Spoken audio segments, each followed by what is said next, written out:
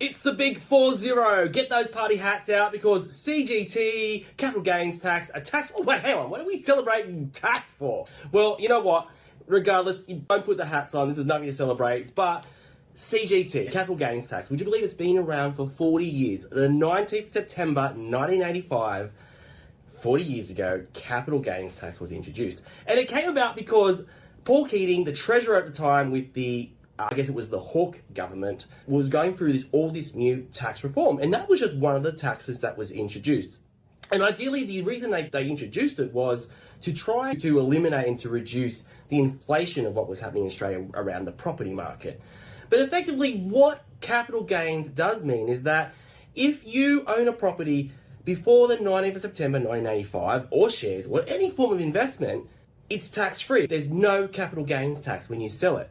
But for most people who have bought any investments after that date, the 19th of September 1985, there is capital gains tax. And over the 40 years, there's been changes and alterations to it. Just almost like when a baby is born to a 40-year-old, there's a whole lot of changes that happen in the life of a person.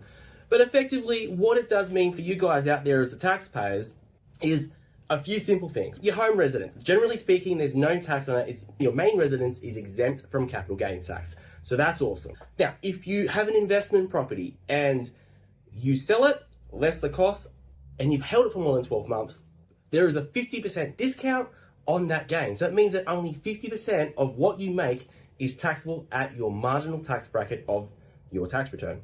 If you have a small business, there's this other thing called the small business concession. So there's concessions of what you can apply, and we'll do that in a separate video, to reduce the capital gains tax down. But effectively, 40 years, capital gains tax has been around, and it's a tax that's not going to disappear, it's not going away, but it's just interesting. And woo, happy birthday, capital gains tax.